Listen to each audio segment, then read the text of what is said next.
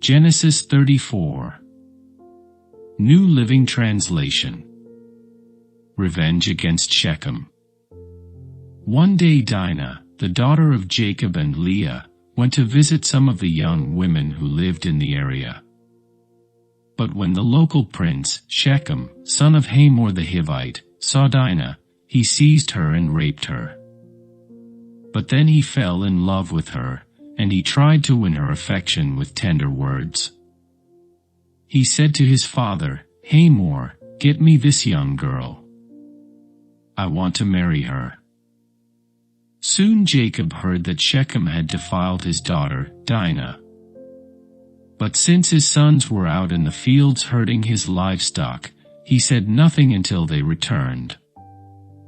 Hamor, Shechem's father, came to discuss the matter with Jacob.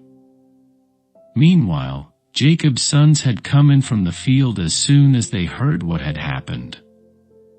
They were shocked and furious that their sister had been raped. Shechem had done a disgraceful thing against Jacob's family, something that should never be done. Hamor tried to speak with Jacob and his sons. "My son Shechem is truly in love with your daughter," he said.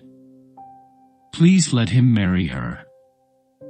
In fact, let's arrange other marriages too. You give us your daughters for our sons, and we will give you our daughters for your sons. And you may live among us, the land is open to you. Settle here and trade with us. And feel free to buy property in the area." Then Shechem himself spoke to Dinah's father and brothers. "Please be kind to me, and let me marry her," he begged. "I will give you whatever you ask.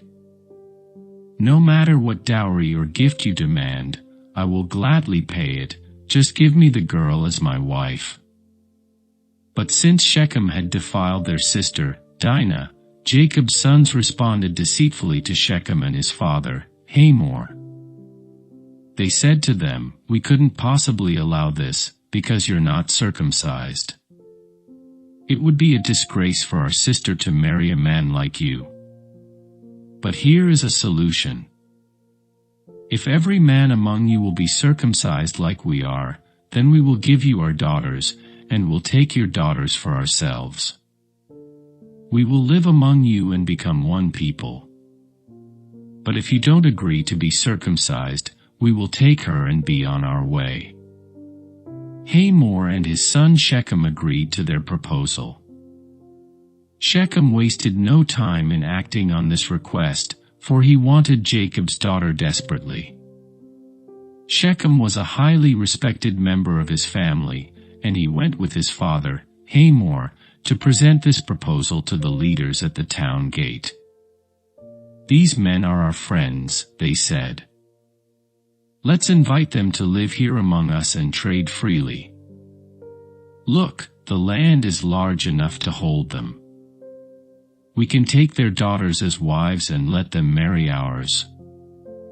But they will consider staying here and becoming one people with us, only if all of our men are circumcised, just as they are. But if we do this, all their livestock and possessions will eventually be ours. Come, let's agree to their terms and let them settle here among us." So all the men in the town council agreed with Hamor and Shechem, and every male in the town was circumcised. But 3 days later, when their wounds were still sore, 2 of Jacob's sons, Simeon and Levi, who were Dinah's full brothers, took their swords and entered the town without opposition. Then they slaughtered every male there, including Hamor and his son Shechem. They killed them with their swords, then took Dinah from Shechem's house and returned to their camp. Meanwhile, the rest of Jacob's sons arrived. Finding the men slaughtered, they plundered the town because their sister had been defiled there. They seized all the flocks and herds and donkeys, everything they could lay their hands on, both inside the town and outside in the fields. They looted all their wealth and plundered their houses. They also took all their little children and wives and led them away as captives. Afterward, Jacob said to Simeon and Levi, "You have ruined me. You've made me stink among all the people of this land, among all the Canaanites and Perizzites. We are so few that they will join forces and crush us. I will be ruined, and my entire household will be wiped out. But why should we let him treat our sister like a prostitute?" They retorted angrily,